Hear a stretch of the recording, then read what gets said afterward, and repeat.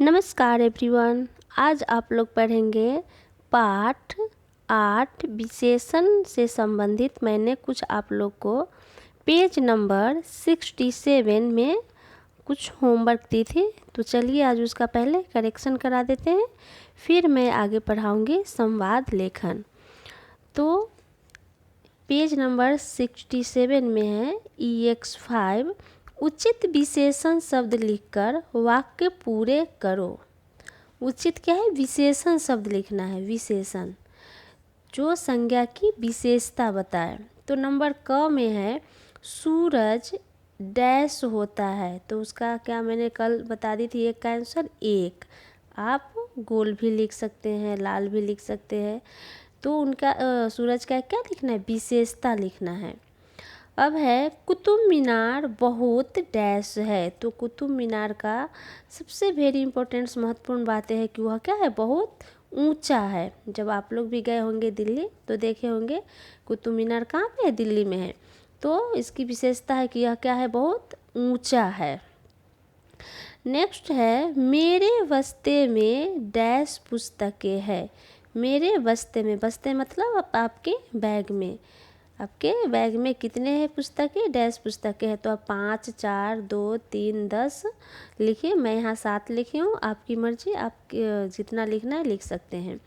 Next है number घ dash लड़का मेरा मित्र है। डैश लड़का, तो यहाँ पे ऑलरेडी संज्ञा सर्वनाम दिया हुआ है, संज्ञा दिया हुआ है। तो अब ये कौन सा है? सर्वनामिक विशेषण बताना है इसका। यह लड़का मेरा मित्र है, तो यहाँ पे सर्वनामिक विशेषण भरना है। तो यह आएगा यह लड़का मेरा मित्र है। नेक्स्ट है मेले में बहुत लोग आए हैं। मेले में बहुत लोग आए हैं, यहाँ पर क्वेश्चन में था मेले में डैश लोग आए हैं। तो मेले में तो हम काउंट नहीं कर सकते कितने हैं, तो हम लोग क्या लिखते हैं? बहुत। तो एक इसमें आ जाएगा परिमाण में कि हम जिसे बहुत लोग आए हैं। अब है मुझे गरम जलेबी खाना है।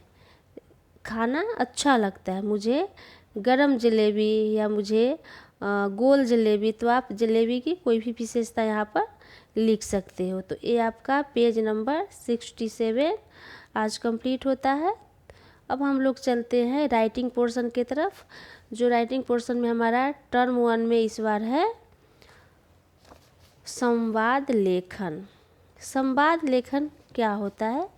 सबसे पहले जानते हैं संवाद लेखन के बारे में। संवाद लेखन मतलब होता है डायलॉग राइटिंग, जो आप लोग इंग्लिश में भी लिख चुके हैं कितनी बार। तो चलिए चलते हैं संवाद लेखन के बारे में जानते हैं कि यह क्या है। संवाद का अर्थ है बातचीत करना। क्या है? बातचीत करना। पूरे दिन में हम बहुत से लोगों से बातचीत करते हैं। जैसे आप घर पे होते हो तो मम्मी के साथ, पापा के साथ, दादी जी के साथ, कक्षा में आते हो तो शिक्षक के साथ या अपने फ्रेंड मित्र के साथ। अगर कभी डॉक्टर के पास जाते हो तो फिर आप और जो डॉक्टर साहब होते हैं उनके साथ, रोगी और डॉक्टर के साथ। तो बहुत ढंग से हम संवाद एक दूसरे से बातें करते हैं, वही संवाद लेखन कहलाता है। बातचीत या संवाद को जब लिखा जाता है, जो आपने बातें की, आप अपने शिक्षक से बात की, अपनी मम्मी से कोई भी टॉपिक पर बात की, उसी बात को जब आप लिखते हो तो वही क्या कहलाता है? संवाद लेखन। तो संवाद लेखन लिखते समय हमें कुछ बात की ध्यान देनी चाहिए, कुछ बातें की ध्यान नहीं रखनी चाहिए। कौन कौन सी बात पर ध्यान रखनी चाहिए? चलिए पढ़ते हैं। संवाद विषय से संबंधित होना चाहिए। अब कोई भी संवाद करो तो कोई भी उसका विषय होना चाहिए। या तो आप अच्छे खाना खाने के बारे में मम्मी से बात कर रहे हो, या तो मित्र से कहीं पिकनिक जाने की बात कर रहे हो, या तो अपने शिक्षक से पढ़ाई की बात कर रहे हो, या तो आप बीमार हो तो डॉक्टर से बात कर रहे हो। तो जो भी आप संवाद लिख रहे हो यह एक विषय होना चाहिए कि आप किस टॉपिक पर बातें कर रहे हो। संवाद छोटे और स्पष्ट होनी चाहिए। जो संवाद लिख रहे हो उसमें कम से कम 8 से 10 लाइन होना चाहिए। जैसे अगर आप 5 लाइन लिख रहे हो तो जो आपके सामने वाले हो, जिससे आप बातें कर रहे हो, उसके भी 5 लाइन होनी चाहिए। तो लगभग 10 लाइन में होनी चाहिए। भाषा सरल, सहज तथा अर्थपूर्ण होनी चाहिए। जो भी आप भाषा यूज करो सिंपल होना चाहिए और अर्थपूर्ण होना चाहिए, सहज और अर्थपूर्ण होना चाहिए कि उसका मीनिंग्स पता चले। विराम चिन्हों का उचित प्रयोग करना चाहिए कि कहाँ पर हम कौन सा विराम चिन्ह लगाएंगे। विराम चिन्ह का इसमें संवाद लेखन में बहुत ही ज़्यादा महत्व है। तो चलिए मैंने कुछ नोटबुक में आपको संवाद लेखन लिख के दिखाई हूँ। तो चलिए एक बार देखती हूँ कि मैंने संवाद लेखन किस प्रकार से लिखी हूँ, और आज मैं कुछ होमवर्क में दूंगी जो कि आपको अपने आप घर से लिख के लाना है। तो चलिए अब नोटबुक में देखते हैं कि मैं किस प्रकार से लिखी हूँ। यहाँ पे है संवाद लेखन में है, नेपाल में भूकंप का समाचार सुनते ही शर्मा जी और वर्मा जी के बीच हुई बातचीत को संवाद के रूप में लिखो। नेपाल में भूकंप आया है, यह समाचार सुने हैं कौन? शर्मा जी, और अपने दोस्त जो वर्मा जी है उनके एक पड़ोसी, उनसे वो बातचीत कर रहे हैं। तो किस प्रकार से बातचीत कर रहे हैं कि देखिए हम कैसे लिखेंगे। तो शर्मा जी बोलते हैं, अरे वर्मा जी। अब देखिए यहाँ पर क्यों लगा है विस्मयादिबोधक का चिन्ह, क्योंकि उन्होंने आश्चर्य से बोले। जब कोई अनहोनी घटना घटती है तो हम खुश होते हैं, या हमें क्या दुखी होती है, आश्चर्य होता है, अरे ऐसा हो गया। तो यह शर्मा जी बोले, अरे वर्मा जी। शर्मा जी बोले, हाँ शर्मा जी क्या हुआ, क्योंकि इन्होंने बोला हाँ शर्मा जी क्या हुआ, इन्होंने पूछा, तो क्या हम लगाएंगे क्वेश्चन मार्क। शर्मा जी कहते हैं, अरे आपको पता नहीं चला, नेपाल में भयंकर भूकंप आया है। क्या आया है नेपाल में? भयंकर भूकंप आया है। कौन बोला? शर्मा जी। तो वर्मा जी क्या बोलते हैं, क्या कहा? उन्होंने आश्चर्य से पूछा, क्या कहा? भूकंप नेपाल में कब? देखिए यहाँ पर कॉमा विस्मयादिबोधक का चिन्ह आया है, फिर विस्मयादिबोधक का चिन्ह और कब मतलब फिर क्वेश्चन मार्क। तो वर्मा जी आश्चर्य से पूछ रहे हैं, क्या कहा? भूकंप नेपाल में कब? फिर शर्मा जी कहते हैं, अभी सुबह सुबह। क्या बोलते हैं शर्मा जी? अभी सुबह सुबह। तो वर्मा जी कहते हैं, क्या आपने दूरदर्शन में समाचार सुना है? दूरदर्शन जानते हो आप लोग, DD1 जिसको बोलते हैं टीवी पे। तो क्या आपने दूरदर्शन में समाचार सुना है? क्योंकि ये पूछ रहे हैं तो क्या लगे यहाँ पर? प्रश्नवाचक चिन्ह क्वेश्चन मार्क। शर्मा जी कहते हैं, हाँ सब कुछ तहस नहस हो गया वर्मा जी, सब कुछ। तो शर्मा जी क्या कहते हैं, हाँ सब कुछ तहस नहस माना बर्बाद हो गया है वर्मा जी, सब कुछ।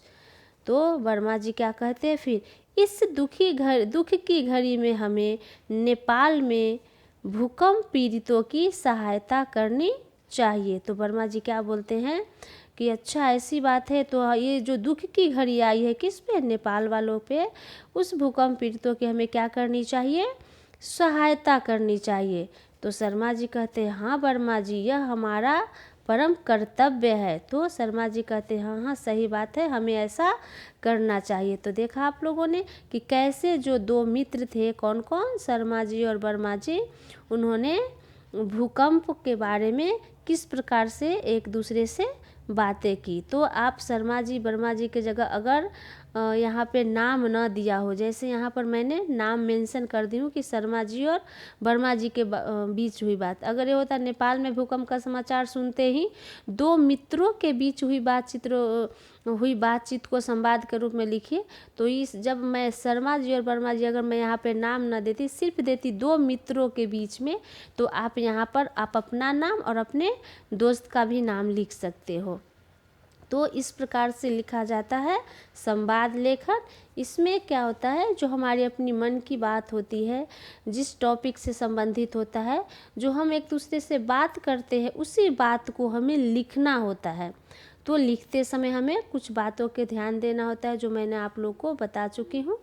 तो यही है संवाद लेखन। देखिए कितना इजी और सटीक है। तो प्लीज़ आप लोग इसे रीड कीजिएगा। और ये आज आपका क्लास वर्क है, इसे अच्छी राइटिंग में अपनी नोटबुक में कंप्लीट करेंगे। और मैं इसी से संबंधित के संवाद लेखन एक होमवर्क में दे रही हूँ, जो आपको अपने आप करना है।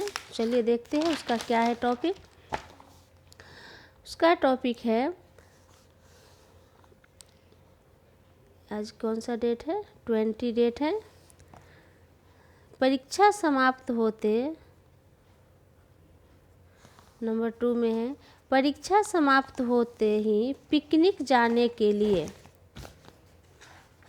ठीक है, परीक्षा समाप्त होते ही पिकनिक जाने के लिए मित्र से हुई बातचीत को संवाद के रूप में लिखो।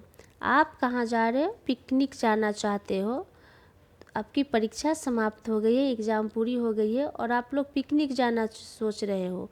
तो आप पिकनिक जाने के लिए सबसे पहले अपना फ्रेंड बनाओगे कि हमें किसके साथ जाना है। तो आप अपने दोस्त से या तो फ़ोन पर भी बात कर सकते हो या उसके घर जाकर भी बात कर सकते हो। तो किसी भी जरिया होना चाहिए बात करने का। तो आप उससे बात कर रहे हो अपने फ्रेंड से कि हमें पिकनिक जाना है, तो क्या करेंगे, कहाँ जाएंगे, कब जाएंगे, वहाँ पर क्या क्या करेंगे। तो यही आपकी 5 आपकी बातें होनी चाहिए, 5-6 लाइन, और 5-6 लाइन आपके दोस्त की बातें होनी चाहिए कि किस प्रकार से आप उससे बात कर रहे हो। और वही बात को हमें यहाँ पे लिखना होता है। जैसे अगर आपका नाम है माही, तो आप यहाँ पर माही लिखोगे, तो माही क्या बोल रही है वो लिखेगी। फिर एक लाइन स्किप करेंगे और फिर सामने से उसका आंसर, जो मैं उसकी फ्रेंड अगर होती है रीना, तो वो बोलेगी कि हाँ देखो ऐसे है, क्या है, कैसे है। तो इस प्रकार से आपको संवाद अपने आप पेंसिल से लिखेंगे। कोशिश कीजिए, ट्राई कीजिए, गलत होगा कोई बात नहीं, पर हम ट्राई करेंगे तो ही, कोशिश करेंगे तो ही हमें लिखने का अभ्यास होगा, प्रैक्टिस होगा। तो चलिए, कल मैं आप लोग को आगे संवाद लेखन से संबंधित कुछ और टॉपिक पे पढ़ाऊँगी। Okay, bye.